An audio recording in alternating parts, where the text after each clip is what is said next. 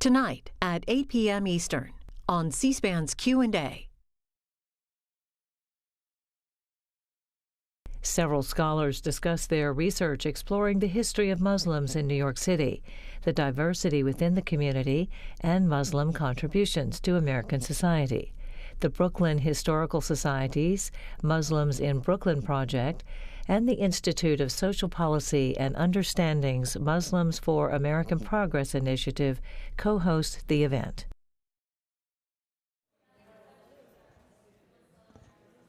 Good evening. Welcome. Thank you all for coming out in this nasty weather. We're really happy to see you here. For those of you who are sitting in back, if you feel like it, we'd love to have you come up front a little bit more. We always have a good and lively conversation with the audience, and it's great to see people come up front if you feel like it. My name is Deborah Schwartz. I'm the president of the Brooklyn Historical Society, and it's my pleasure to welcome you all tonight. I just want to get a sense of how many of you are here for the first time. Nice. Great. Wonderful. Welcome to those of you who know us well, and welcome to those of you who are here for the first time. We hope you'll make this a place you come back to often. This program tonight, Muslims in New York City, Lessons from the Past, Visions for the Future, is part of a tremendously important initiative here at the Brooklyn Historical Society, a project we call Muslims in Brooklyn, which is a very multifaceted project that's really been very important to us for the last several years. It's a project that involves oral histories, it involves educational programs. We will have an exhibition in the fall, in September, that we hope you'll come back to. We're working on an educational curriculum. There are many, many community conversations that are part of this project. There will be a website that's part of the project. And what we are so thrilled with by the work we're doing here is the fact that the history of Muslims in Brooklyn has really not been something that has been systematically studied, researched, and told until our very brilliant oral historian, Zaheer Ali, arrived on the scene and made this commitment to spearhead and direct this project. And he has done so with such incredible focus and enthusiasm and intelligence that we have been very, very privileged. And now we have moved from an organization that had basically almost no stories, no collections, no evidence of the Muslim communities in Brooklyn, to an organization that has a very deep and real commitment and connection to those communities. And so it is, from my perspective, very powerful and meaningful to be here with all of you tonight to have this important conversation. So this evening's program, like many of our programs here, is not one that we do in isolation, and we're very pleased to be doing this presentation tonight in partnership with the Institute of Social Policy and Understanding's Muslims for American Progress New York City project. We're grateful for their collaboration, and I know you're going to hear more about that in a few minutes. So with that, I just wanted to introduce Zaheer, who will then take on the rest of the introductions for the evening. But I'm going to tell you a little bit about Zaheer, who is, as I said, our oral historian and the project director of Muslims in Brooklyn. And he is also the co-producer of our podcast, Flatbush and Maine, which is an award-winning podcast. It comes out on a regular monthly schedule, and it is now in its 4th year of production, which is quite wonderful, and I urge you to check it out. For those of you who love podcasts, it's really incredibly interesting and covers a myriad of subjects. and really is an exploration of everything from our oral history collections to our archival collections and our colleagues and scholars from all over the city and beyond. In addition to Flatbush and Maine, Zaheer is also an adjunct lecturer at New York University, where he has taught courses on U.S. history, on Malcolm X, and on Prince Rogers Nelson. He served as the project manager of the Malcolm X Project at Columbia University, where he worked as the lead researcher for Manning Marabel's Pulitzer Prize-winning Malcolm X, A Life of Reinvention. With that, it is my great honor to introduce my colleague, Zaheer Ali.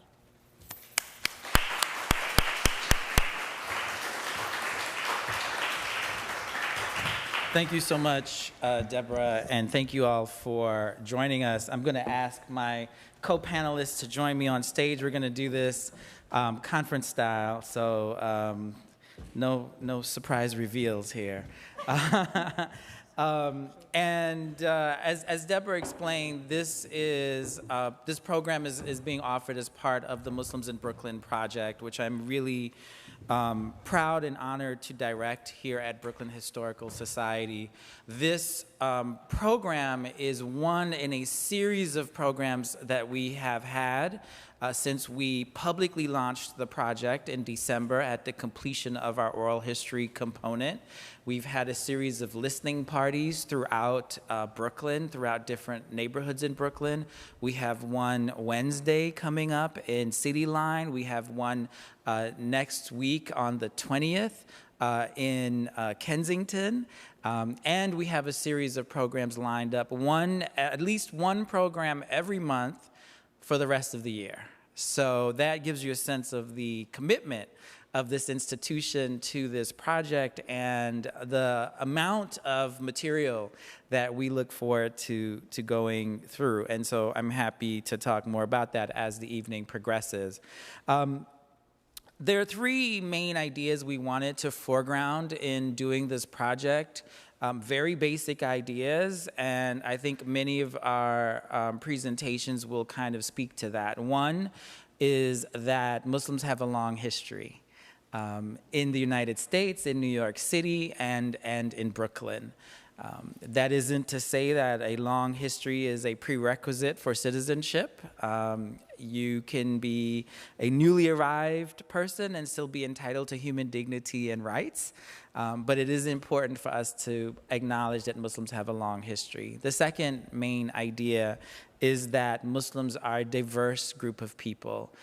It is impossible to profile Muslim communities by any one single ethnicity, nationality, tradition, level of observance, that there is an intersection of identities that comprise Muslim communities. And then finally, that Muslims are integral, have been integral to shaping, for us, Brooklyn, but certainly New York City and the United States.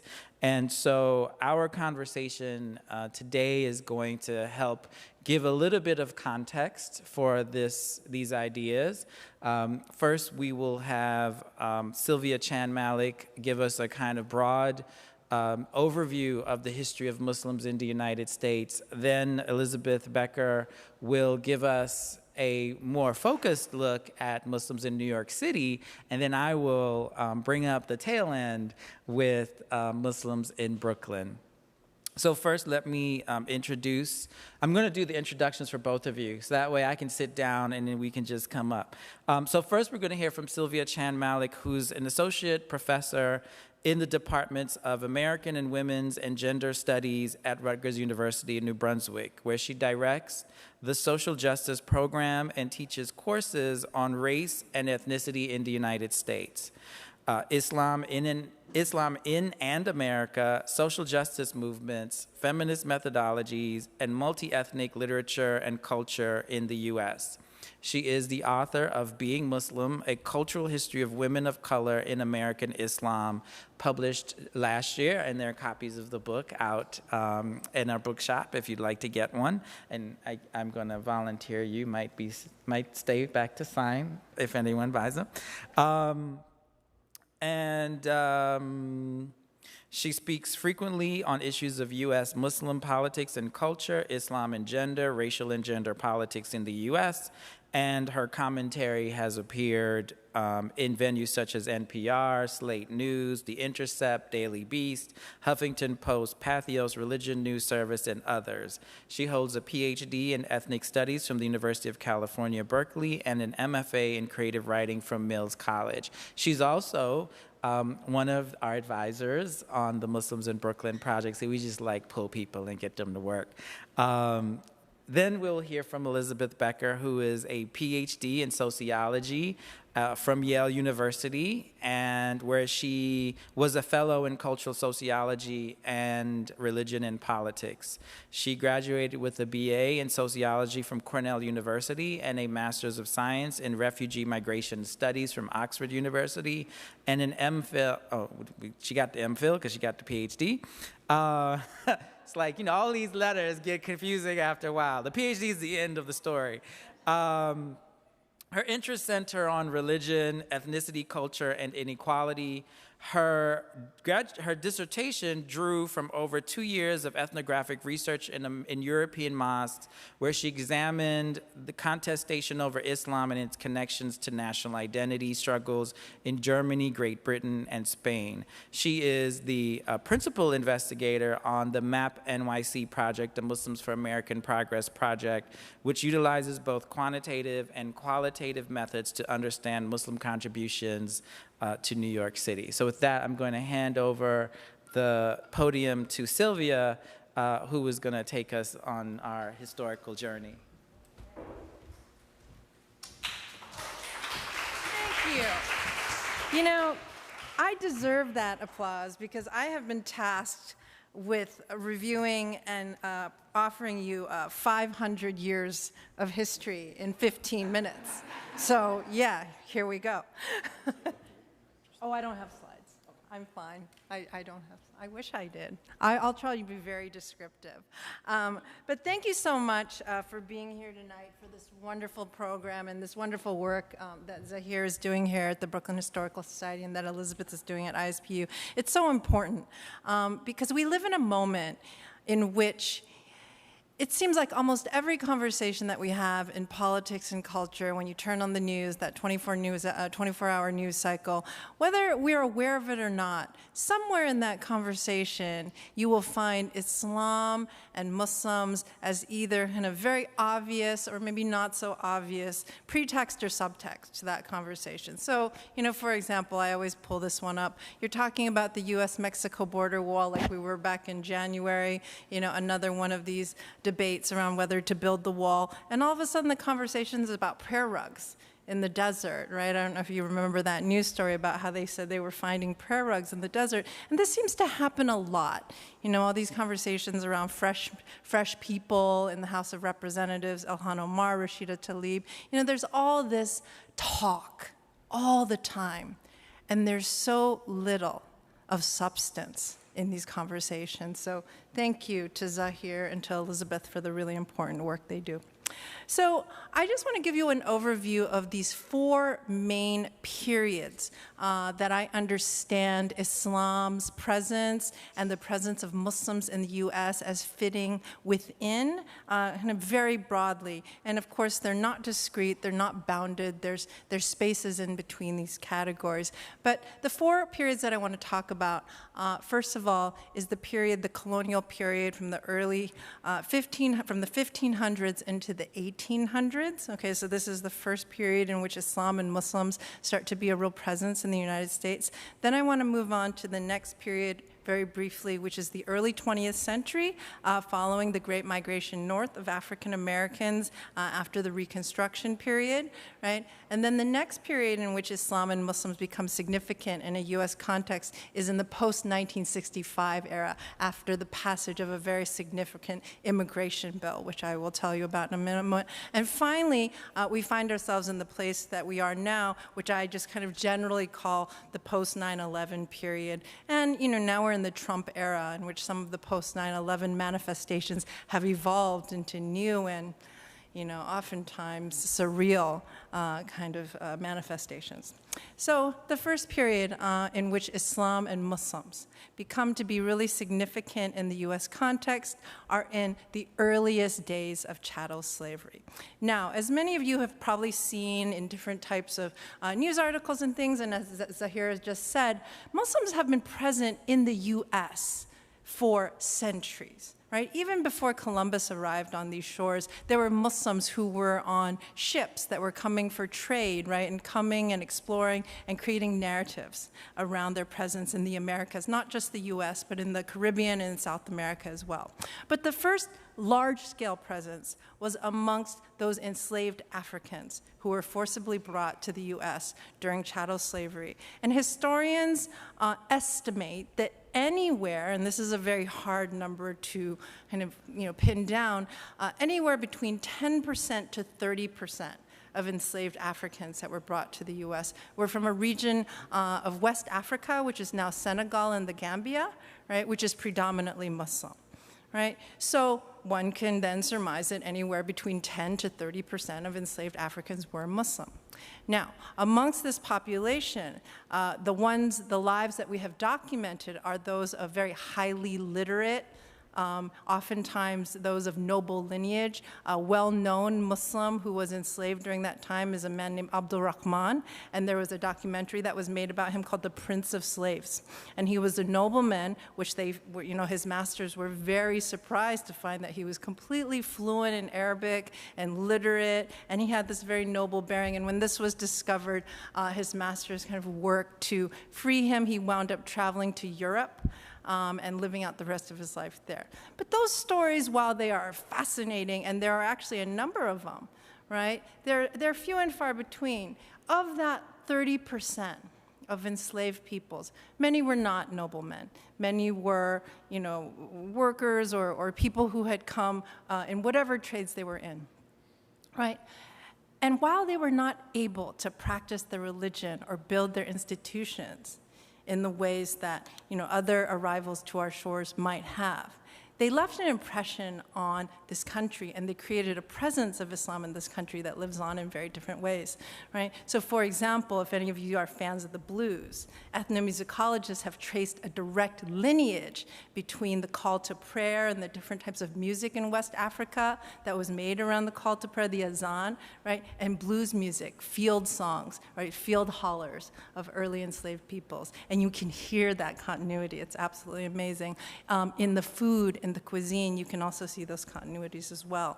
And so while the formal practice of Islam was largely not too apparent, right, by the end of the 19th century, these ways in which Islam persisted in culture, in food, in people's memories, in their legacies lived on.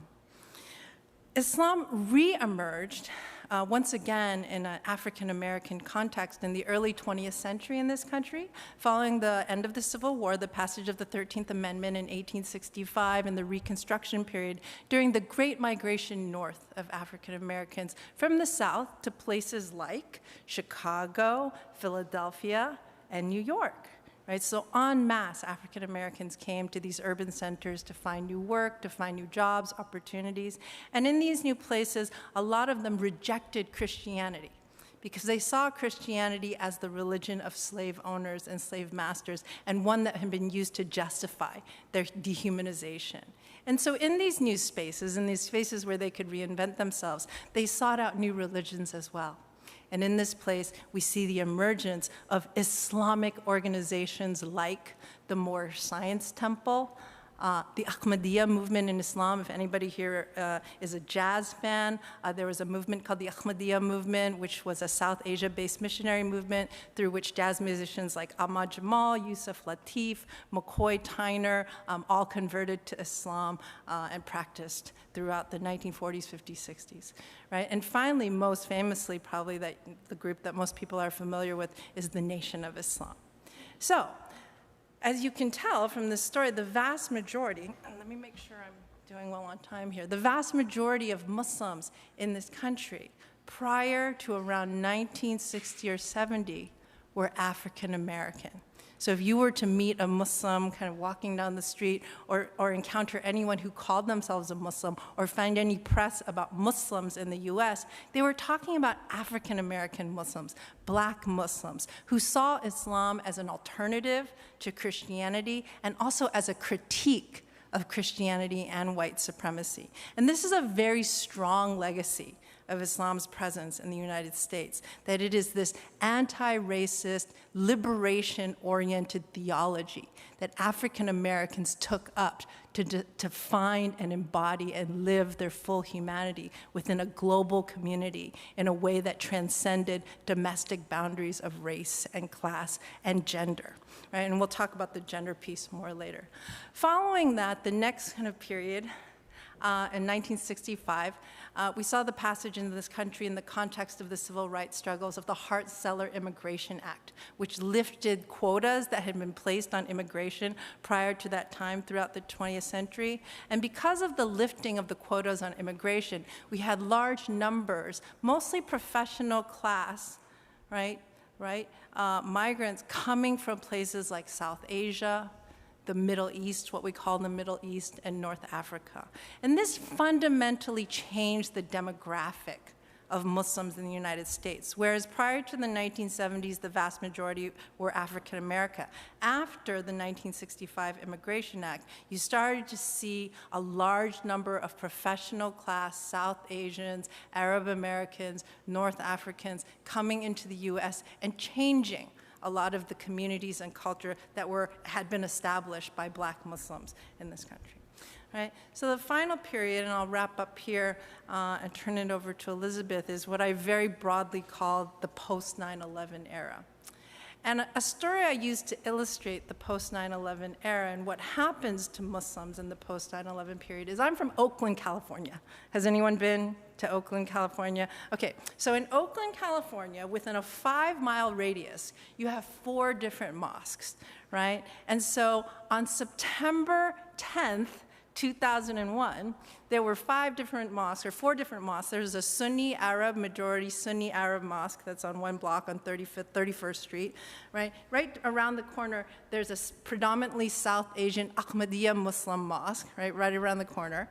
About 2 miles down the road, you have a predominantly African American Sunni mosque, right? And then about 3 miles down the highway, you have a predominantly South Asian Sunni mosque. Oh, I forgot the 5th one, right by the lake, the Islamic Center of Northern California, and you have a Shia mosque. So there's 5 mosques, and you get there driving within 15 minutes, right? But prior to 9/11, right, if you were to ask anyone at any of those mosques if they knew what was going on at the mosque just 2 miles down the road, they wouldn't know, because there was very little conversation between all of these different groups, right? Because there was no kind of desire or need for these different Muslims to be speaking to each other.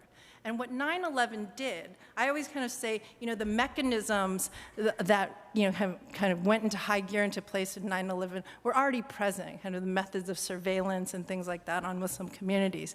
But what happened was it produced the need for Muslims in these different spaces that they had been sequestered in prior to then to talk and figure out what it meant collectively to be Muslims in the United States. Right, and what it meant to kind of forge connections and build coalitions between them in light of the larger political context.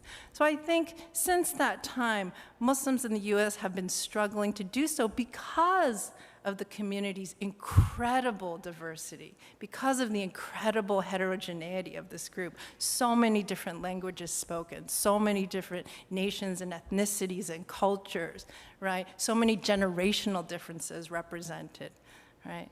But the history of Islam in the US is rooted in black communities and culture, yet it is extremely diverse, and trying to find a way between its presence as an anti-racist liberation theology of black Americans and this incredibly transnational diasporic expression of a global faith with 1.8 billion practitioners.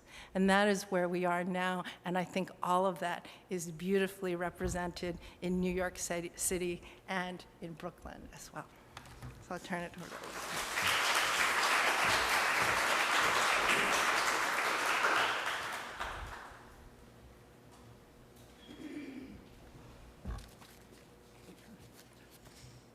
Hi, so thanks again for joining us tonight, and of course thank you to Zaheer and the Brooklyn Historical Society, as well as Sylvia, for joining me in this presentation.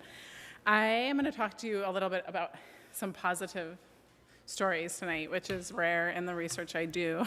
And so I've actually really welcomed this opportunity to work with the Institute for Social Policy and Understanding on the MAP NYC project, which is essentially a project looks at Muslim contributions to New York City. And I'm going to talk to you a little bit about the project in an overview, but what I really want to focus on today are 3 instances of kind of overlooked or forgotten or unknown histories and stories of Muslims in New York City. And I'll integrate some of the interviews that we did with 3 places in New York. And since Zaheer is going to talk about Brooklyn, I'm focusing on Manhattan. We spanned the 5 boroughs, so I don't want to, be too Manhattan-centric in this, but my 3 stories will come from Manhattan. So the aim of our project, the MAP NYC project, was first and foremost to fill gaps in knowledge.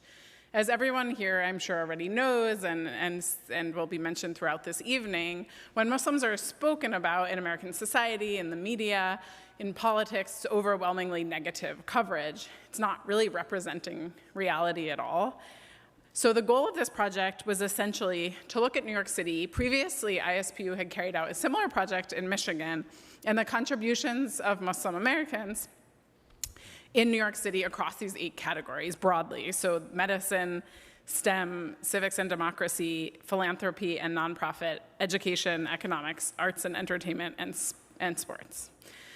And we wanted to combine facts, a lot of statistics, with human faces. And the richest part, I believe, of our project were the interviews and also the photo series that we did. And all photographs tonight that you'll see that are portraits come from our photographer, Syed Yakin, who's actually here in the audience, and that told the human stories behind a lot of these facts. So with the Institute for Social Policy and Understanding, I'll tell you what we are. So ISPU is a think tank. It essentially conducts objective solution-seeking research that empowers American Muslims to develop their community and fully contribute to democracy and pluralism in the United States. In this way, we conduct research. We're not an advocacy organization, but as we'll talk about a little bit later, focusing on the contributions of Muslims to New York City and to the United States in general, we seek to provide information that can be used by policy institutes in social and public policy, as well as the media, to have accurate data. So we talked a little bit about who American Muslims are. Who are Muslim New Yorkers? You would think, given the media coverage, that actually this is a huge percentage of the United States, but as Sylvia already mentioned, it's really just 1% of the population. That's huge and tiny at the same time. Contextually, it's not a really big percentage of the US, but the US is a large country, and so it's a lot of people. In New York City, however, it's almost 9% of the population. You're looking at almost or over 22% of America's Muslims living in New York City alone. So it's quite a large percentage of the population in the 5 boroughs, and concentrated, of course, in certain areas. There is very little demographic data on Muslims, as everyone here will have learned. So I can explain, if there are stats people in here who want to talk more about data, how we got these numbers. It is a rough estimate, but it's kind of the closest we've come, and it aligns with Pew and other major research institutes in their estimates. So according to us, in 2017, there were 768,767 Muslims. But today, again, I'm going to focus on the silences and empty spaces, on the history and stories of Muslims in New York City. Although we know that Muslims arrived in New York City during the 1600s or so as slaves, as Sylvia spoke about, and that mosques that are here to this day were registered at about the turn of the 20th century, so in 1907. So the 3 places in New York that I want to direct you towards are a street corner in Harlem, a tenement on Orchard Street, and a food cart on 53rd and 6th Avenue. So since, what do you think about, this is something I was thinking when I wanted to plan this presentation, when you think of New York City and what New York City is. It's a lot. But it's a center of civics and activism. It's a place that people associate with diversity and immigration, creativity, finance, and for me, probably most importantly, food. So there is nowhere like New York in the US. In the minutes that I have, I will introduce you to these 3 places. One is a story about food, but the first is 127th Street. This is going to touch on contributions of Black Muslim communities, which are very diverse. This includes the Nation of Islam, but not only the Nation of Islam, in Harlem. So I'm going to introduce you to this through a personal story of Hisham Tawfiq. You might have seen him on a lot of shows. He's been on 30 Rock. He's currently on a show called The Blacklist. And in this image, what you see is the site where the mosque was, where he grew up, and he speaks a bit about this mosque in our interview. So Hisham Tawfiq, again, is an actor who was born, raised, and is still based in Harlem. Although he's been on shows like 30 Rock and Law & Order and Nurse Jackie, he also worked as a correctional officer in the Marines and as a firefighter.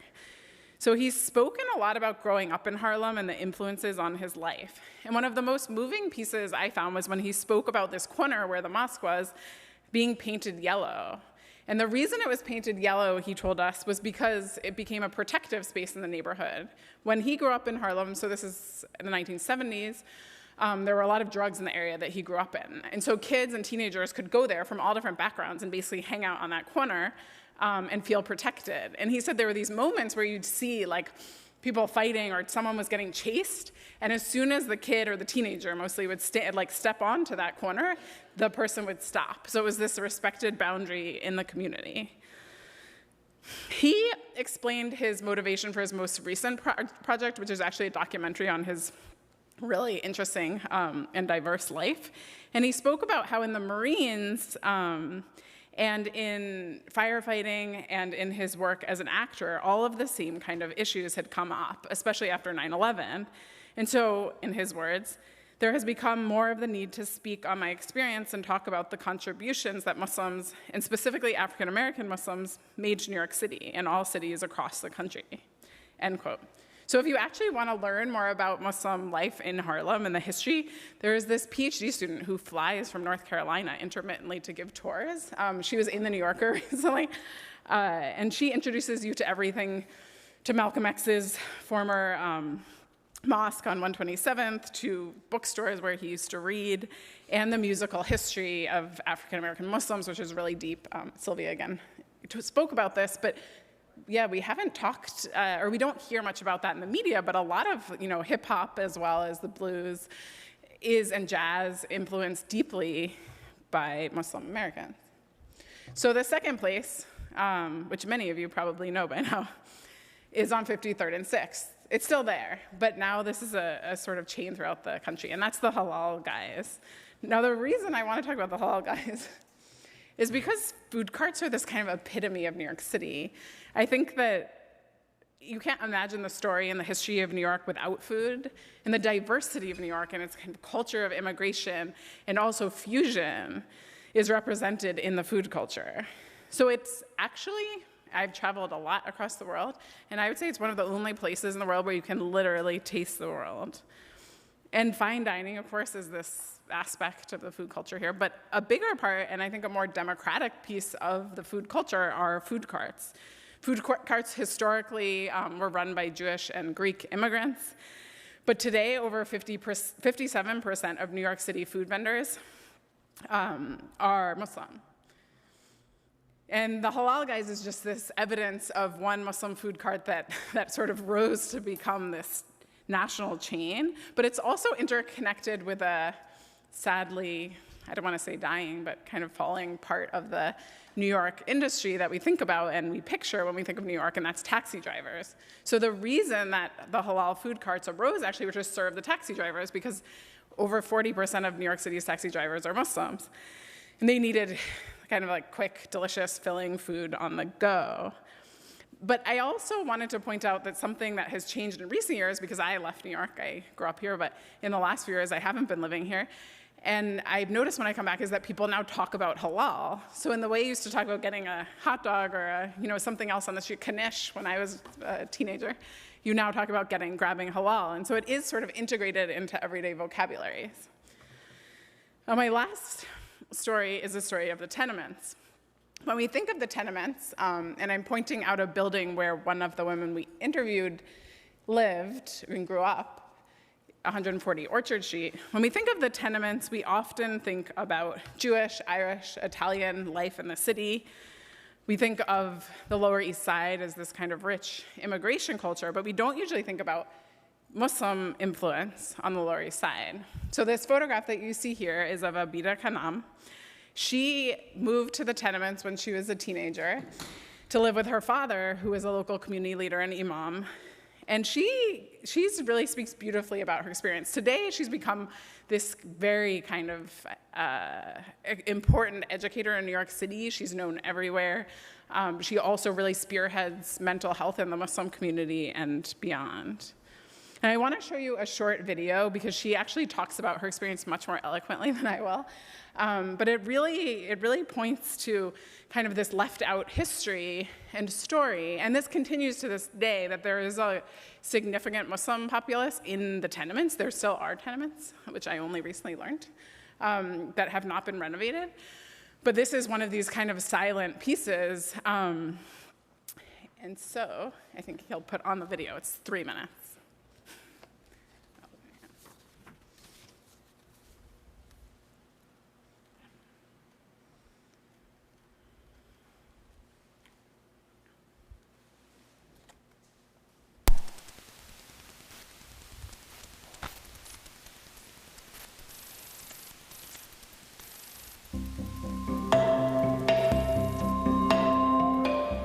I'm a teenager, entering the city for the first time.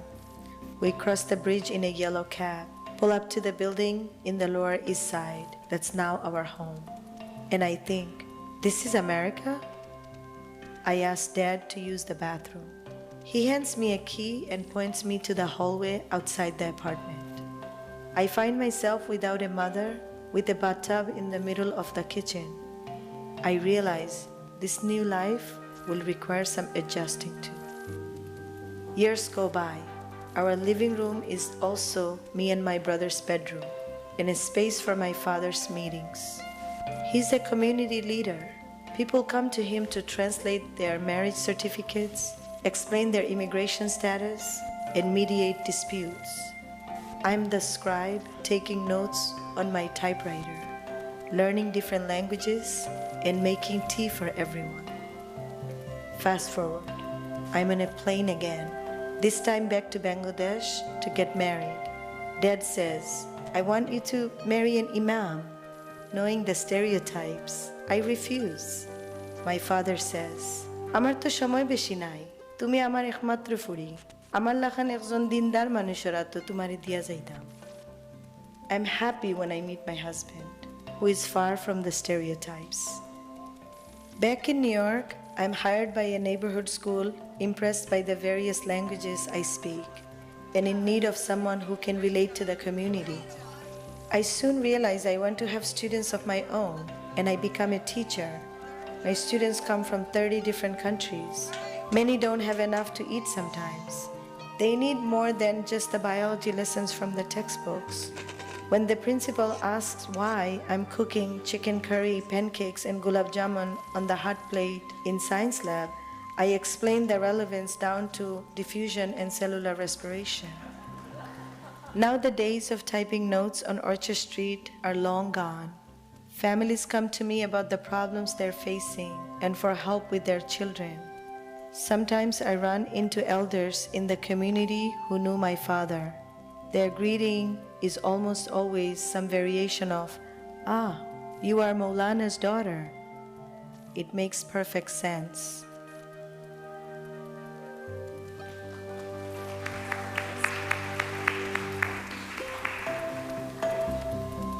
So I mean, it speaks for itself really, but I think Abida spoke a lot about how growing up in the tenements and her father's role as a community leader, not just for the local Muslim community, but the community as a whole, influenced her life. They spoke 5 languages. One of them was Spanish because there was also a large Latino community in the neighborhood, and her father would help them with their issues, including immigration status issues. And so it's very, I think, a very New York story about people living close together, but also revealing a silence.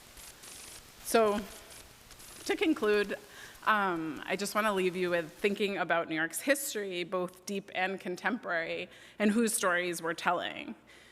All of these narratives point to different types of silences. When we think of Harlem, we often do think of African American history, but not necessarily Muslim history.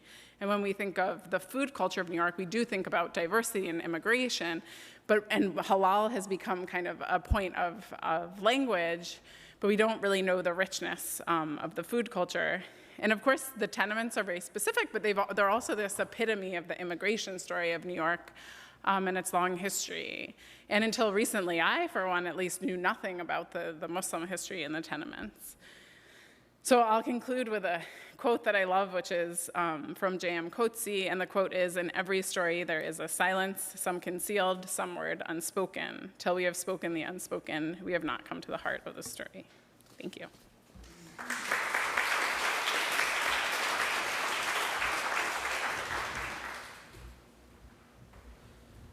Thank you both, Elisabeth and Sylvia. I'm going to set the timer up because we have been really good with our time, so I want to continue that tradition.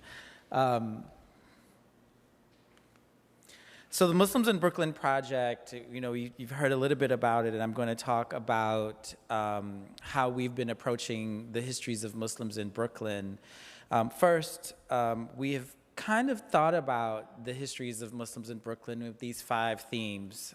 One, the theme of migrations, both physical migration, but also spiritual migration. Migration of people to the United States, migration of people to Brooklyn from other parts of the United States, migration of people out of Brooklyn. As we know, there is a serious concern with gentrification and displacement that has caused a lot of people to leave Brooklyn. The spiritual migrations is a story of people who come to Islam as well as the people who leave Islam, so that we are not essentializing the stories of Muslims to any one population.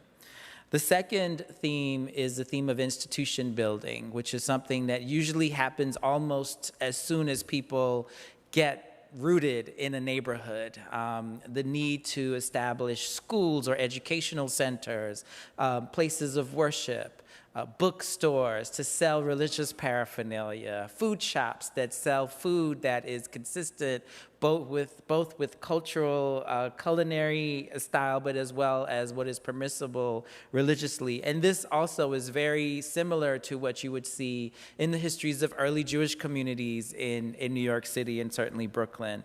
The third theme is neighborhood, looking at how neighborhoods have been shaped and how people have been shaped by their neighborhoods. The fourth is civic engagement. And this tends to be historically when communities have reached a kind of maturity in their presence, where you begin to see organizing around political activity, both through the traditional forms of political engagement, like electoral activity, but also to protest. And when you see civic engagement, that is a statement by a community of confidence, and of rootedness. And then the final theme is arts and culture. Certainly, Brooklyn has been a thriving center for music and visual arts, and Muslims have played a significant role in that. We've alluded to some of that, talking about the role of Muslims in music. So I wanted to kind of give you a map of Brooklyn for people who are not so familiar with Brooklyn and these neighborhoods, as well as a kind of rough timeline highlighting some very key points that I'm going to mention. And I will come back to this map, so if you don't get your snap in this moment, that's fine. I think what is important for us is this project has been based on oral histories, and oral histories are incredibly rich and useful, but they are limited. You can usually just go back as maybe, if you're lucky, a century. Our oldest narrator in our collection is 74 years old, and so our oral history collection tells the stories of Muslims in the 20th century. And as Sylvia and Elisabeth both mentioned, that history, of course, extends back before the 20th century. But I will say that the way that we've framed our project is to focus on the presence of organized Muslim communities. And so even though we know, for example, if you go to the African burial ground, there are markers for buried enslaved Africans that are Muslim markers, which is a clear evidence that there were enslaved Muslims in New York City. We also know that Brooklyn was one of the largest slaveholding boroughs in New York City because it was for many of its, much of its 17th and 18th and 19th century a farmland. And the people who worked that farmland were enslaved people until the abolition of slavery in the 1820s. And it is not unlikely that some of those people were Muslims. But we don't have a historical record of that. And certainly we don't have, except for maybe in the southeast, Sapelo Island, the islands off the coast of Georgia and the Carolinas, real evidence of organized Muslim communities. And so for us, we've been focusing on that. So we're going to start with the Williamsburg story. One of the earliest communities to establish a Muslim community in Brooklyn was established by Tatars from Eastern Europe, Lithuania, Poland, and they established the American Mohammedan Society in 1907, and they opened a mosque in 1931 at 104 Power Street. It's still there. It is the oldest surviving mosque in New York State. Brooklyn can claim that. And it is one of the oldest surviving mosques in the country. Brooklyn can claim that. And there was a significant activity. One of the earliest reports of Muslim activity in Brooklyn was in the Brooklyn Daily Eagle, a newspaper report in 1930 that reported on the Eid celebration, one of the festivals of Muslims.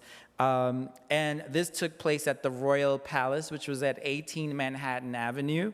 It was on the ground floor restaurant, on the second floor meeting space where actually then taxi cab drivers were gathering to deliberate whether or not to go on strike. And on the third floor was a dance hall that had been rented out for the prayer service for Muslims. And the people were described, it was said that the third floor for some 4 hours this morning was turned into a Mohammedan mosque. And in attendance were mostly Hindu Mohammedans. And we're going to come back to that. We're going to come back to that. That is a clear elision between ethnicity and religion, which we're going to get into in our discussion. But I love that quote. Hindu Mohammedans, Persians, Arabs, Russians. The two leaders of the prayer service were named Hussein Rafikov and S. Ali Shankowitz. So very likely they were members of the American Mohammedan Society, given those names. So this is an important starting point for us, and we were very fortunate that this structure still exists for us to kind of tell that history. Moving into the 1940s, 50s, and 60s, and I've highlighted now Bedford-Stuyvesant, Brownsville, East New York, and Brooklyn Heights, is when you have the emergence of the earliest African-American Muslim communities. One is located at State Street, here in downtown Brooklyn. It's now called Masjid Dawood. At the time, it was called the Islamic Mission to America, which was founded in the 1930s by an Afro-Caribbean man named Sheikh Dawood Ahmed Faisal and his wife Khadija, who opened up their brownstone for prayer services for many of the merchant seamen who were coming docking on the waterfront, looking for a place to pray. And they did this, of course, in an area that was already beginning to grow as a significant Arab community. Atlantic Avenue, Cobble Hill, Court Street was the site of many Arab-owned businesses, mostly Christian early, many coming from what was called Little Syria in downtown Manhattan. But then subsequent waves were Muslim, and so this was a significant institution. And then in the 1960s especially, you have the emergence of the Nation of Islam in Brooklyn. There was the Harlem Mosque, which was called Mosque Number 7, numbered in the order of their establishment. So in the Nation of Islam, the Detroit Mosque, which was the first site, was Mosque Number 1. Chicago was Mosque Number 2. Milwaukee was Number 3. DC was Number 4. 5 was Cleveland. 6 was Baltimore. 7 was New York. And so in addition to having a mosque in Harlem, they had satellite mosques. And 7A was Harlem, 7B was in Queens, 7C was in Brooklyn. And it was opened by Malcolm X in 1963. And at that opening, over 900 people were in attendance, giving you a sense of a magnitude. And so I'm going to play a clip from an oral history interview we did with a man who is a member of that community. The mosque was, evolved into a masjid. A masjid is the Arabic word meaning a place for prayer or a place for prostration. Most people see the masjid as an Arabic word for mosque, but for Mosque Number 7C, it became Masjid Muhammad and then Masjid Khalifa. And so this oral history clip is with Abdul Rashid Abdullah, who at the time of his interview was the head of Islamic studies at the independent school, the Sister Clara Muhammad School at Masjid Khalifa. He joined the Nation of Islam in the 1970s, but tells the story of the establishment of the mosque and the tradition of transforming urban spaces that was true for many of these communities, including State Street. Masjid Khalifa, when it was purchased by Minister Malcolm, it was a dance hall. Because my father used to party here when he was like, oh, I know this place. And Masjid Taqwa was a cocktail lounge. It was called Earl's Cocktail Lounge, which I myself knew because that block was in the time of the 60s and 70s, it was heroin central. And in the late 80s and 90s, it was crack central. So that block was always notorious, and that was a cocktail lounge. Yasin Masjid was, the one in East New York, was a youth center. Large building, nice building, and they purchased. And Masjid Mu'minun, if I'm not mistaken, was a slaughterhouse. So, and that's somewhat indicative of the history of black masjids, at least in New York. And we're talking particularly in Brooklyn, that it was not uncommon for a house to be a masjid, like in the case of State Street, which was a townhouse or a brownstone. It was a masjid, or to convert a cocktail lounge or a dance hall or a youth center or a slaughterhouse into a masjid. So let's move on to the 1970s, 80s, and 90s. Sylvia talked about the Immigration Act, which really transformed the Muslim communities in the United States. I think the first waves of immigrants that came from abroad were primarily middle class or professionals or students, and then the subsequent waves were more working class people. And so I want to play a clip. many of these communities began settling in more southern neighborhoods in Brooklyn. So you have Kensington, which is a significant Bangladeshi community, Midwood and Coney Island, which many people call Little Pakistan, Bay Ridge and Sunset Park, significant Arab community.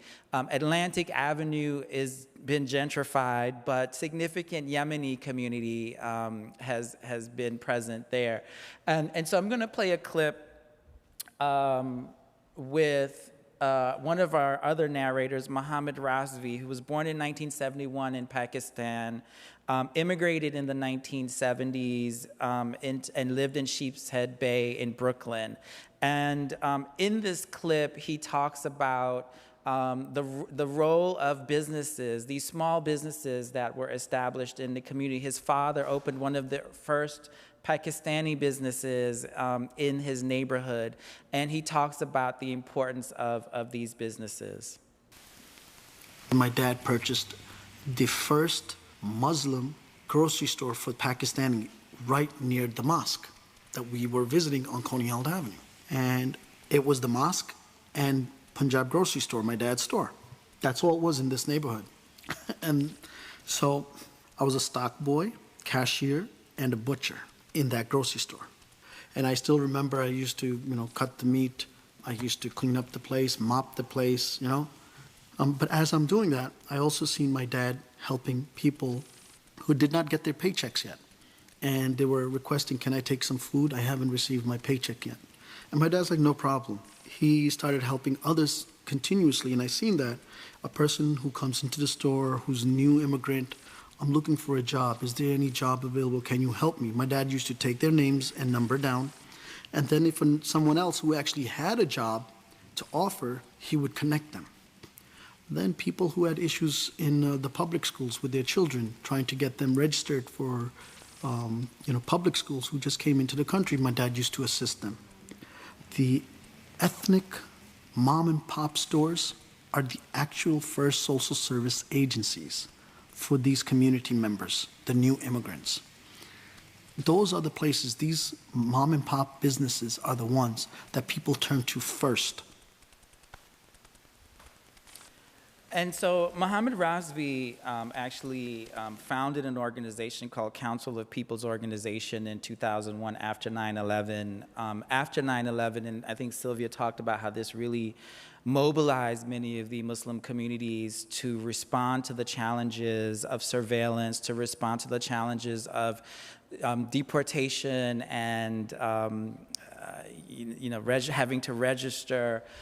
In fact, in what was known as Little Pakistan, that Midwood, Coney Island area, over 50 of the 150 stores closed because of the significant FBI presence, both in having people to register, but also intimidating people. And one newspaper article estimated upwards of 20,000 people left the neighborhood, either going back to Pakistan or leaving New York altogether because of the impact of the state and its presence after 9/11. And so this brings us to the story of civic engagement. And it isn't all doom and gloom that Muslims have mobilized. There have been several campaigns, and I've highlighted some of the significant ones. So in 2005, the Brooklyn Borough President hosted the first iftar for Brooklyn, which was significant. In 2015, New York City Public Schools formally recognized the Eid, a holiday, as part of the official school calendar. We just had this last week where the school was closed for Eid, which was a significant recognition for the presence of Muslims in the school system. In 2013, Muslim plaintiffs filed a class action suit against the city of New York for the NYPD's unconstitutional surveillance of Muslim communities. And all of the plaintiffs in that case, it was known collectively as the Raza versus City of New York case, all of the plaintiffs were Brooklyn-based. Again, Brooklyn can claim that. The case was settled through a court settlement that sought to provide more restrictive guidelines for NYPD's surveillance. And then finally, in 2017, as a sign of other kinds of activism, right out here in Brooklyn, in Borough Hall,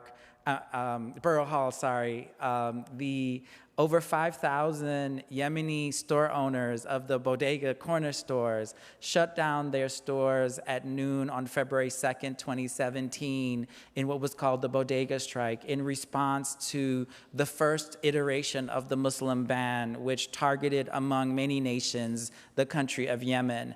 And so the last clip I'm going to play is with Dr. Debbie Al-Montasser, who is an educator and activist and a Yemeni American who was one of the organizers of the bodega strike. And in this clip, she describes what it was like on that day.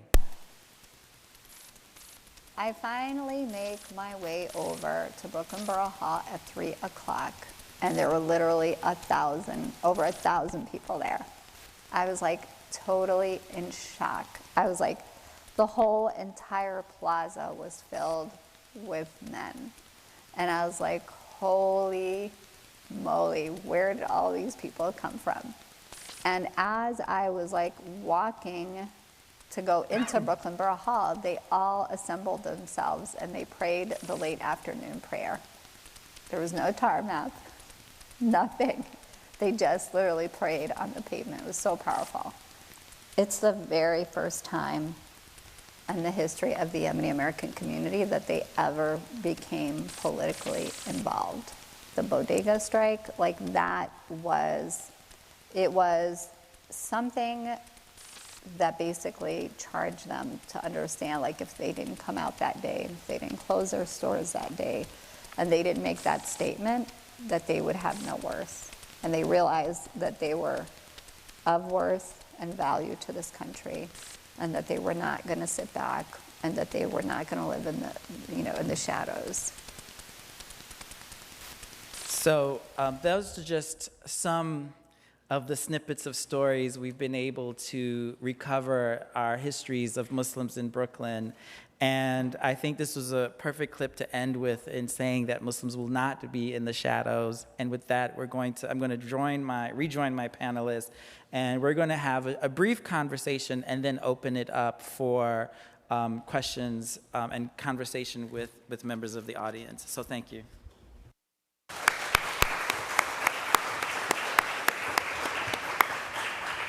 So I'm like switching hats here. I'm going to be a little bit of a moderator.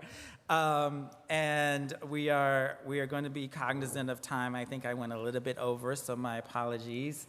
I want to start with Elisabeth, and the MAPS project really, even as you listed some of those statistics, like the number of food carts and cab drivers in the population, I think really surprised a lot of people. Tell us why it was so important to engage in a project that highlighted the contributions of Muslims to New York City, and what the challenges are of this contribution approach to Muslim narratives. Yeah, so I've spoken about this a lot. In our report, we actually talk about how no one, no group, no person should actually have to kind of set out and say, like, this is what I'm contributing to society. You should think that I'm a full member of society. But then looking at the reality today, there are a lot of non-realities or facts, if you want to use the word, being passed around. And what can you come back at all these stereotypes and these assumptions with when there's really little data? That's something that we were struggling with. When actually we were trying to put things together, we couldn't find many sources. We found really good historical work, but we couldn't find many sources to help kind of guide us or that we could build upon. I feel like this is sort of a first intervention, but it's definitely not comprehensive. And so have to keep in mind and take it with a grain of salt and be aware that, you know, having to highlight contributions already points out a significant problem in our society.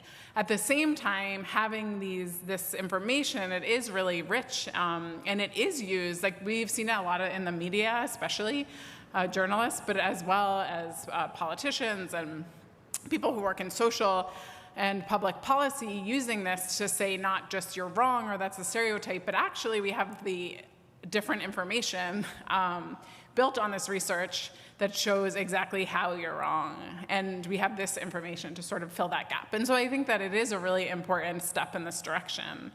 But of course, you know, there's so much more that needs to be done. Sylvia, I guess along that kind of train of thought, and your work has highlighted, specifically your book has highlighted the work and histories of Muslim women. Talk a little bit about why that was an important intervention in the way that people talk about the histories of Muslims in New York City, Brooklyn, or the United States. So when you did my introduction, the course I teach at Rutgers on the history of Islam and Muslims in the United States is called Islam in and America. So I give some of the history that I went over, as well as the rich, you know, regional and local histories about Islam and Muslims in the United States, how the religion existed in the U.S., how Muslims lived. Another piece of that is Islam and the United States and America. How has Islam been imagined? Right? And without fail, well, not without fail, but almost every talk or conversation that I have around my work will eventually come to this question of, why do the women wear that? Why do they do that? What's really going on? What does the religion really say?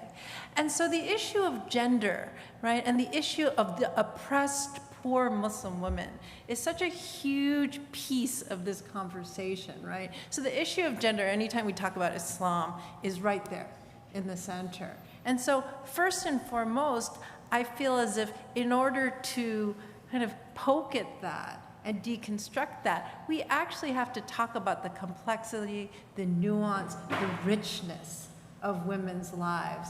Because stereotypes are just that. They're lazy ways of characterizing enormous groups of people, oftentimes for political ends. So to talk about women's lives, I see in all of their complexity, their messiness, is a kind of firm stance against that type of, you know, boxed in, rigid type of thinking around gender. Secondly, you know, for me, as a mother of 3 daughters and as someone, you know, who has lived as a woman in my life, you know, you see a lot of the ways in which identity gets constructed for young people. And while we know figures like Malcolm X, Muhammad Ali, we see these rappers and things like that, my question is, who was teaching the children how to say their prayers? Who was preparing the food Islamically? Who was teaching them how to pray, how to live as Muslims, how to dress, right? And time again, these are the stories you have to go and talk to women about, right? And so these are the stories that I, as a scholar of American studies and women's and gender studies, were fascinated by. Who were the Muslim women who were in, you know, in the background, not on the pulpit, not in the spotlight, doing? And how does this presence live on? And final note, whereas historically, we might be able to name famous Muslim Americans as Malcolm X, Muhammad Ali, Kareem Abdul-Jabbar, if you look at the current political landscape and who are the Muslims in this country who are the most prominent and advocating for communities, it is people like House Representative Ilhan Omar, right? Rashida Tlaib from Detroit, and New York's own Linda Sarsour, right? It's women who are in the public eye, and I think their presence very much has to do with both the ways Muslim women have been imagined with these negative stereotypes, and also the ways in which Muslim women have always been kind of the creators and movers within their communities. So I have one more question for all of us to consider, and then we'll throw it to the audience. And one of the things that has really challenged us in doing this project is calling the project Muslims in Brooklyn. And the reason why that's a challenge is because we, by calling this project Muslims in Brooklyn, are constructing a community that is diverse, and we're calling it Muslims in Brooklyn. But it's Pakistanis, it's Yemenis, it's Bangladeshis, it's African Americans, it's Senegalese, it's Tatar, it's Latino, it's Puerto Rican, it's Haitian. I mean, we have all of this we have people who are Sunni, who are Shia, who are Ahmadi, who are Nation of Islam, who are 5%, who are, who are observant, who are not observant, who are queer identifying, and so we, in a sense, we struggle with, we have to call it something, right? Like, we have to call it something. But what is it, what are we doing when we have a history of Muslims in United States, Brooklyn, New York? What are the challenges of doing that? I mean, I think we had similar, how do you identify, why are we using this identity? And part of the reason is because of the way that Muslims are portrayed negatively and constantly portrayed as Muslims. Part of it is the way that people identify themselves. So we really went on people's all we took was self-identification. Like, on everything he said would fit if you identified as Muslim. But someone might, say I'm a Muslim American or American Muslim. Someone might not say that. They might say, I'm a Pakistani American, or they might just say I'm American, or I'm just a New Yorker. There could be all sorts of different layered identities. And I sometimes think about kind of the history of Jewish Americans and Jewish New Yorkers, and this way in which there is this religious, ethnic, racialized identity that comes to the fore that's really dynamic and intersectional, and you can't get away from it because of the ways in which it's also very politicized, and that can be negative, but I also think it does create some cohesion. So you do see communities coming together, unfortunately, since 9/11 or in other instances, because they're labeled as such, and thinking through, what do we share and what can we contribute to this conversation? So I think highlighting that, which I know your project has done, is a positive way in which to take it, but it's not without its complexities, because what you're really capturing is probably, thousands of communities. You're not really capturing a community. Sylvia, when you chose your subjects for inclusion in your history, how did you make the decision of who to include and how to frame them? Well, for me, the most part, so my book being Muslim, A Cultural History of Women of Color in American Islam, prior to 1960, right, the archive that I use is primarily of African-American Muslim women, because in the public documents and in popular culture, that's who publicly identified as a Muslim, right? And so this shifts, right? But my argument is, and I think we can find it in New York City and beyond, is that history doesn't go away, right? That's what I always try to remind students and audiences, that just because now we see Muslims in this post-9/11 framework in which it seems like this exotic, foreign, faraway, terroristic religion, it doesn't change the fact that Islam arrived on U.S. shores through the bodies of enslaved Africans, right? That African Americans created the first institutions, large-scale institutions, right? And so to come back to the question about why we say Muslims in Brooklyn without trying to say, hey, look, there's Muslims in Brooklyn, right? I have this, I had this wonderful student. Every semester I teach the autobiography of Malcolm X, and the student was blown away. Like, they had never heard, oh wow, Malcolm X is such a cool guy. Like, why? He's so cool. Why don't we know more about him? We just learned that he's the opposite of Martin Luther King in class all the time. And what he said was and he was a Muslim student. And he said, gosh, if we didn't have to sit and explain that Muslims were human beings and that we had so much to offer before we actually started talking about the ideas that Muslims have, like Malcolm X, think of all the work we could get done, right? Think of all the things we could actually have conversations about that could actually solve problems if we didn't have to convince you what we're not first. So I think, yes, Muslims are in Brooklyn, but Muslims are incredibly diverse and amazing, and I think there's mean Muslims too, whatever. Right. Or Muslims who haven't contributed. There's good people, anything, there's bad, just like in every community. But the fact that I think it's not about the homogeneity. It's about the fact of starting the conversation and putting it out there so that we can have those productive conversations about how do we deal with poverty in the city? How do we deal with schools? How do we deal with all these things, right? And I think this is connected. These conversations are connected.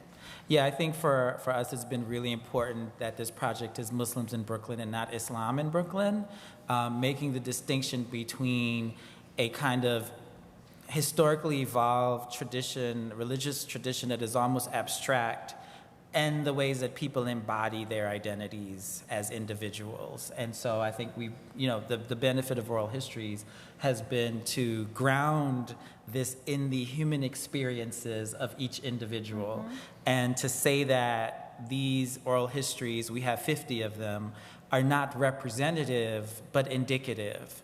They are indicative of the diversity, they're indicative of the experiences, but they are not fully representative, because there's no way to collapse, all of these stories into any archetypes.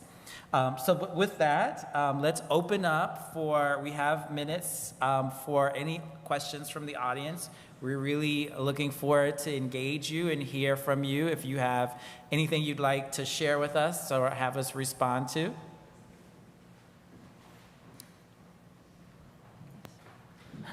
We have a mic for you. We have a mic.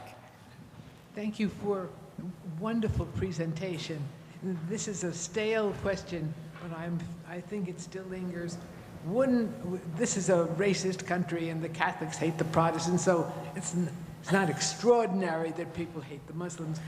But given 9/11, shouldn't there have been greater outcry from American Muslims against the doctrinaire terrorism that 9/11 represented?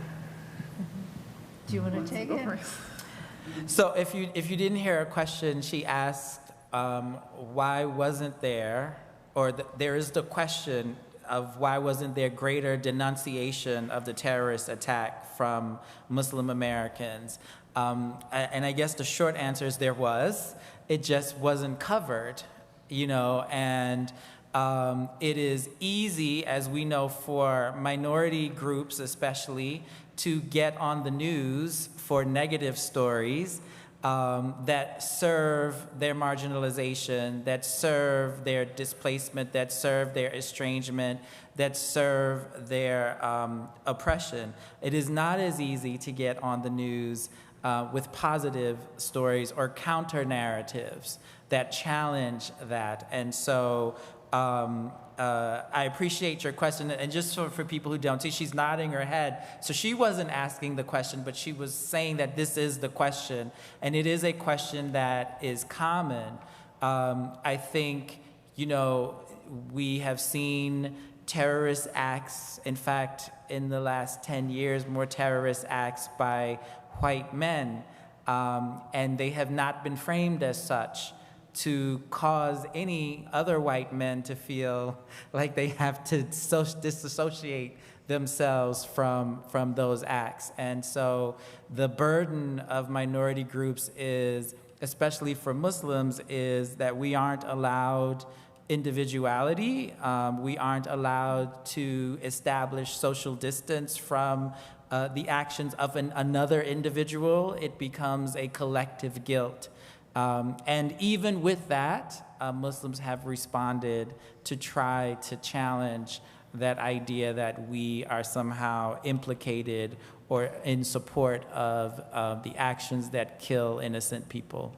Yeah, and I just really wanted to add quickly, every person I know who works at a Muslim organization, CARE, ISNA, any masjid board, every single person you find on administrative staff there has said they have written so many press releases and done so many interviews condemning terrorism, not just when terrorist acts happen committed by Muslims, but any terrorism, condolences, thoughts and prayers, doing interviews, Muslims raising money when there are attacks on synagogues or other places of worship. There has been a kind of a swell of Muslims, trying exactly to kind of present a counter narrative than what is heard out there. And so it does exist, as Zaheer said, it's just not as circulated. And there are some who don't want to hear that.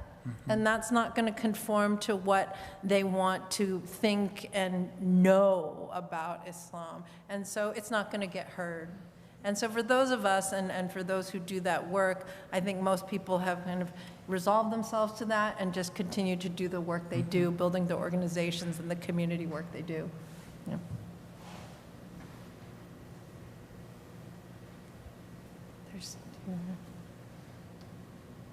Just following up on what you all have said, I'm wondering if there are any explicit actions that are being taken to really suggest that Muslims in the United States are alive and well and are organized in many communities. I don't need to say that our country is huge, and it is filled with small towns as well as cities as large as Brooklyn. But I'm wondering if there have been any amongst Muslim Americans, if there have been any proactive attempts to change textbooks, for example, for high school students. If Muslim Americans are moving into small towns in the United States. I'd just like to add that I'm here from Kansas, which is deep inland, and this has been a revelation to hear this presentation. I'm eager to take it home and to disseminate the fact that I attended such a panel in Brooklyn, but I would like to see it happening in Alabama. I would like to see it happening in North Dakota. So I'd like to know if there is anyone at work in spreading the word. There are actually numerous different kinds of national and grassroots efforts around the country that give us hopeful signs of that kind of organizing. I can say for our project, the curriculum that we are developing is a K-12 curriculum that will be aligned with the Common Core standards of certainly New York City public schools, but also which is consistent for national standards. And our objective is to make this a web-based curriculum with resources that teachers around the country can use. And so, this will be completed in November, and then we will work on promoting and publicizing it through conferences and contacting different teachers' organizations around the country. So that is our hope with the work that we've been doing. I know Sylvia's book is available as something you can physically take with you back to Kansas. I gotta do that. I did not pay him. I have seen, so ISPU has tried to do some projects themselves in other areas and are continuously trying to expand. It's always dependent in nonprofits on money, but something positive that I've seen are local researchers, especially from the South. I don't know if that's because I recently moved to Charlottesville for a postdoc, and who have reached out and said, we want to do this maybe on a smaller scale, but we want to kind of highlight the contributions of our community. We want to do research where we come out with, statistics and stories, and that really shows kind of where we're present and what we're doing. And there were some researchers in Texas, for instance, and actually also in Charlottesville, which has become this hub of political action. I've really seen the Muslim community there become extremely active. I've only been there for a year, but I've heard over the last few years, a lot of groups have come together. And so it's interesting because it's not just it's the Muslim community, it's the Jewish community, it's the African American community, and a lot of the church leaders who are coming together and saying, we actually have to spearhead this as religious leaders in a grassroots manner. And a lot of people don't even know that at the neo-Nazi march in Charlottesville, the front line is religious leaders. It's the clergy who's standing there getting pushed around. And so they have come to play this big part. So I do think that there are initiatives. I don't know about the demographics. There's so little data. I don't know if you found more data, but maybe you found more data. It's historical, but on kind of the demographics of where people live, which is still very concentrated in cities. That's what we found. I mean, people generally tend to live where they know other people. Yeah. Right? So there's, 1.1% of the U.S. population is Muslim, but there are Muslim populations in places like Texas has a huge Muslim population. In Houston and Dallas, one of the largest in the entire country. And while they are concentrated in the city centers, right?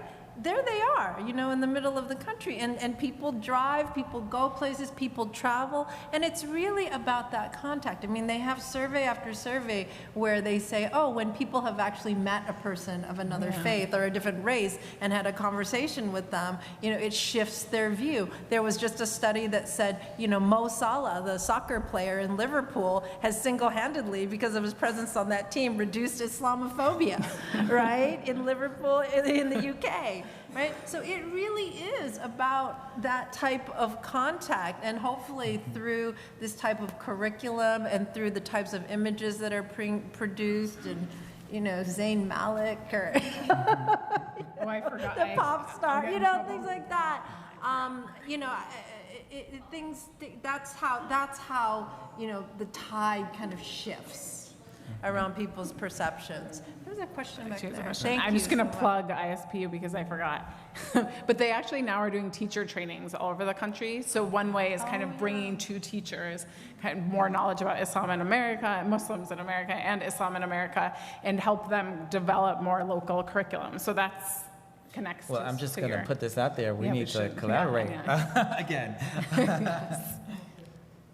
Hi, thanks to all of you. It's been fascinating. I'm really interested in learning about other religions. I guess you would say I'm a Christian, but mostly I'm spiritual. So I've been learning a lot, for instance, about Judaism over the last 5 or 6 years, because it's kind of an enigma. We're a country that's so oriented to the sort of, well, at least I am, I guess, the Judeo-Christian sense of values and so forth.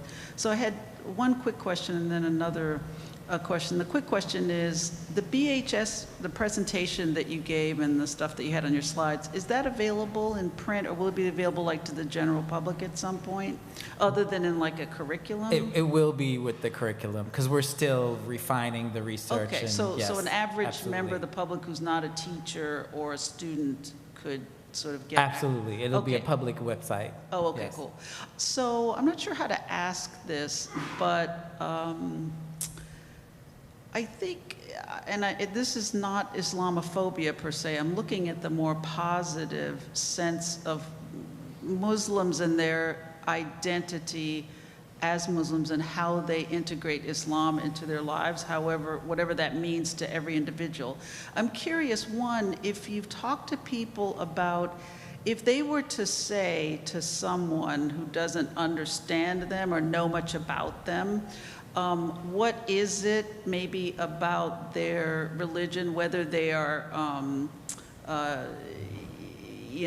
actually practice, or, there may be some people that really practice and some people who don't, I don't know, but did you ask anyone what they would want to say about that part of themselves to people who don't maybe understand what that means? So for instance, maybe a Christian would say, well, I learned, hope, faith, and love, and the grace of these is love, and love your neighbor. And a Jewish person might say, well, justice is the big thing if you want to kind of understand what my driving force is. Maybe there isn't one, but I'm just curious, in terms of those gaps you discussed earlier, if there's something that can kind of crack that sort of positive sense of what it means to be a Muslim in America. As another American, I definitely want to know. As a non-Muslim American, I would want to know. Well, I think the first thing that I would say in response to that is that Islam is an Abrahamic faith, right? So it's very closely related, not just in the overall sort of ethos and teachings and values with Christianity and Judaism, but in the very stories themselves, and the figures that you'll find in the Bible and the Torah are many of the same exact stories that you'll find in the Quran. Right, it's not perceived, and so that's kind of a matter of perception. And so when you start to talk to people and you say, "Oh, the story of Mary is in the Quran," this, Jesus Christ is revered as a prophet in Islam, and the story of Abraham, and Noah and the Ark, and all these things. These are all stories that Muslims grow up hearing as well. And so there is a shared, kind of understanding that is not being recognized first and foremost. So that would be the first thing. In terms of again, this comes to the story of what you are up against. I often kind of think about Muslims as people who need to walk into a party and like everybody's been talking about them, but they need to go in there and figure out how to make friends. Like everybody's talking about you. They're like, oh my gosh, so-and-so's coming, right? And you have to walk in there and be like, no, I'm not really like that, So there's kind of that feeling sometimes. And I think young Muslims in particular, and young Muslim women who wear this headscarf are very cognizant of that. Kind of all the negative perceptions already that the person that they're just meeting for the first time might be encountering. So that's kind of when you encounter someone like that, the first thing is to kind of think like, well, there are these platitudes. Islam means peace. Islam means submission. Islam is the second largest religion in the world. There are 1.8 billion Muslims worldwide. It is the second religion only to Christianity in terms of global population. So, for me personally, I would just say, hey, 1.8 billion Muslims. That's a lot of different kinds of Muslims practicing Islam a lot of different kinds of ways. Just like Christianity is, practiced a lot of different kinds of ways. And to say it is kind of one thing, I would say talk to Muslims. Yeah, I'm not trying to, I think, it is the Quran. There are 5 pillars. There are things that Muslims are prescribed to do: pray, fast during Ramadan, make the pilgrimage to Mecca. But everybody also engages those in their own way. So there are these basic tenets, but every Muslim practices and engages those rituals in a different, highly individualistic way. Yeah, and I think, we want to avoid essentializing. At the root, as the truth is for all religions, these are just like traditions that have evolved over centuries that provide human beings a way to access an imagination, an experience that transcends their immediate reality, right? And that's it. Like everyone's just trying to be human. And as crazy as that sounds, the person who is fasting and trying to follow all of their, religious guidelines is looking for what they call salvation. The person that is proclaiming, Jesus Christ, their Lord and Savior, is looking for salvation.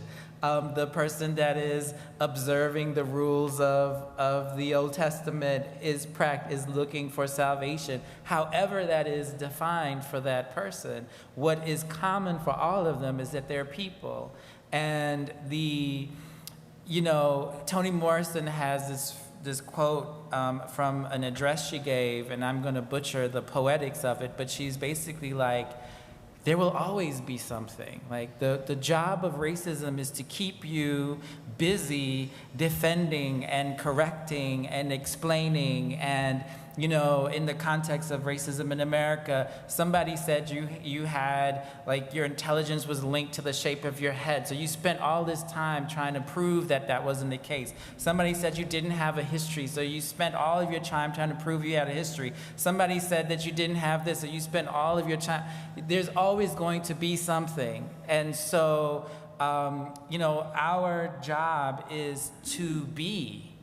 And it is the job of everyone to take on that responsibility to be human and to find that humanity in themselves and connect it with, the humanity outside of themselves.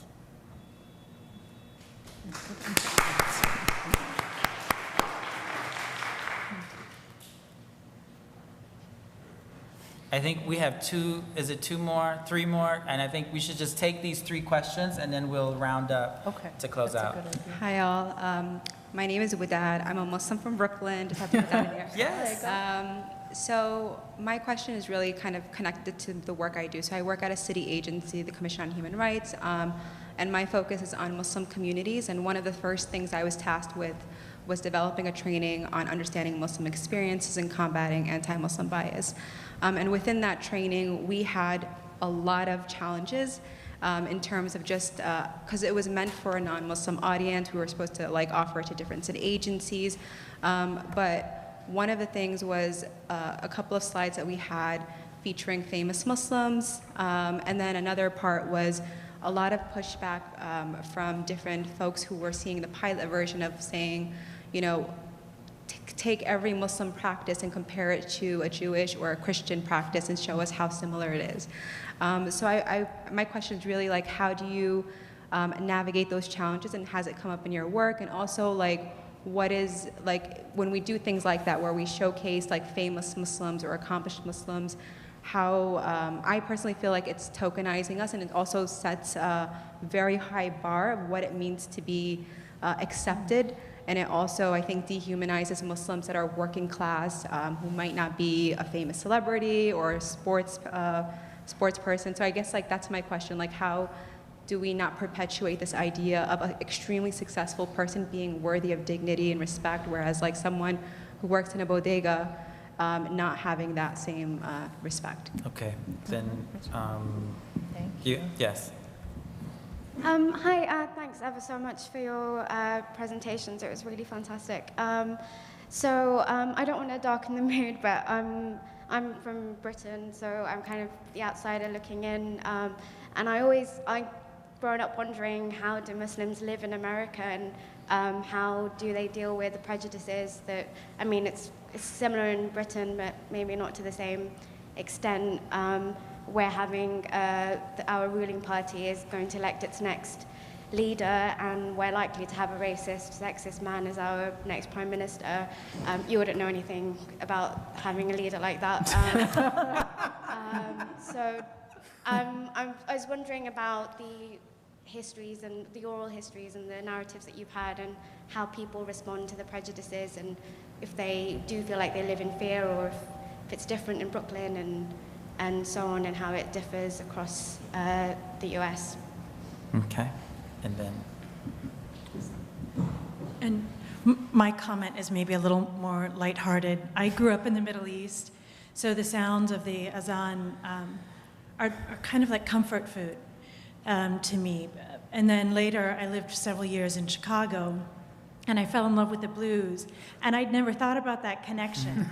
So I just wanted to say thank you all for all of your work, and for making this all so accessible, and taking so much of the potential stress out of talking about these topics. Thank you. Thank you. Quick note, Google when you get home, Levy Camp Holler, Muslim call to prayer. There is this field collar called Levy Camp Holler, and the scholar Sylvia Chan-Malik has juxtaposed it over the Muslim call to prayer, and it will blow your mind. Yes. Yeah. Yes. You'll just hear, you'll say, oh my yes. gosh. It'll Yes. just, I play it for my students and for audiences, and people, their jaws drop open. The vibrato, So, the yeah. sustaining of the notes, all of the kinds of Yeah. constriction of the throat to elongate sounds and breaths that is part of what is taught in the recitation of classical Arabic is very much. It's in those field It's holler. in the field holler. Yeah, so just Yeah. anyone want to, Levy Camp Holler, Muslim call to prayer. I don't know. So. Okay, first question I'm going to throw to Elisabeth, which is, we can call it the politics of acceptability. The challenge of trying to do this work of demonstrating contributions to counter Islamophobia. It's two-sided. I think I agree. I think you don't want to just have these kind of exceptional people. I think throughout the history of racism in the United States, and actually this Muslim leader in Germany said to me, a woman, she said there are two ways to dehumanize someone. You can demonize them, or you can deem them exceptional. And it's kind of the flip side of the same coin. And so it's how do you tell people's stories? I think for us, again, in our like limited time and talking to about 100 people, was trying to represent not just people who are, you know, like a superstar basketball player, which we did have, but also bodega owners, or we had a lot of, you know, local business owners where they were these community centers and social service providers, like Zaheer spoke about, and that is just as important, or to me, perhaps more important. But it doesn't really matter, but to kind of like tell some stories. I think in these limited periods where you give trainings and you have to kind of get information across fast, it's extremely difficult. You're caught between wanting to teach people something. But I also would stand back from this, like equate this to Christianity and Judaism. I think that comes up all of the time, and it came up actually in my research in Europe, in the UK, and in Germany as well, where people would say like, oh, there's a dome like in Christianity, is that why you have a dome? Or so I think people relate to experiences through their own experiences. That's not bad, in my opinion. But it's also, you know, being able to understand Islam on its own terms. And I feel like most people are capable of comprehending what it means to pray, or what it means to fast, or what it means to take the pilgrimage, or any of these things, to give alms, which you do in all of these religions. But I think you have a task. We do these listening parties for our oral histories, and before we start, we do some ground rules for listening. And one of the things that I like to tell people is that listening is not a narcissistic act. So you should not listen to find yourself. You should listen to be able to sit with a story that you may not be finding yourself in, that you may not find resonance with, but that's the real challenge of listening. Can you listen to something that you don't relate to? Because that's how you begin to build the bridge, the empathy gap, right? It's easy to find resonance with familiarity, but can you find connection with the unfamiliar? And so I think push people to sit with a story or an experience that is completely unlike them. That's the work that we have to do.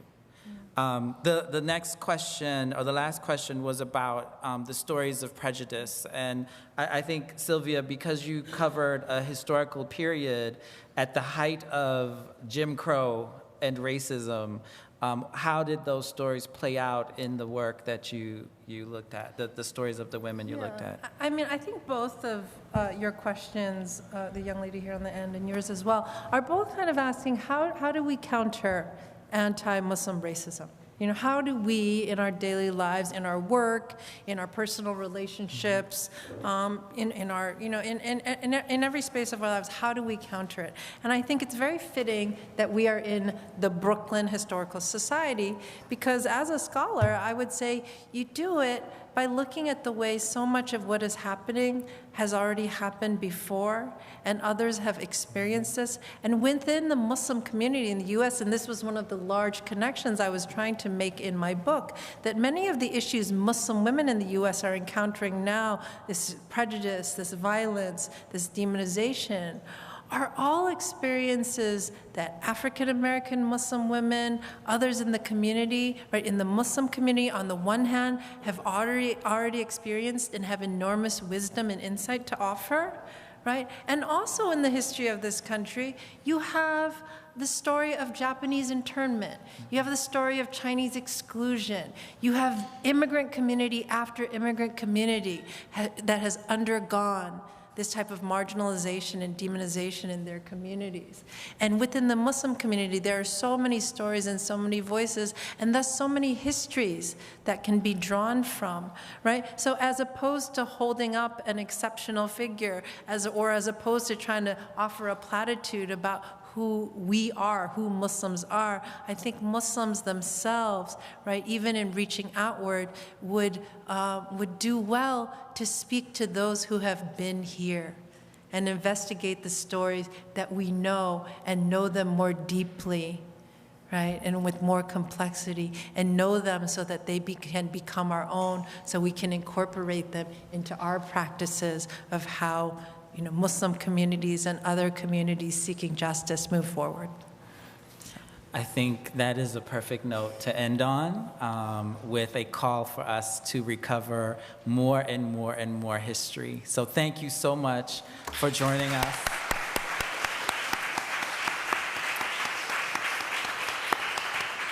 One final plug.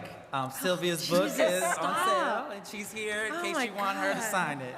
You need to stop.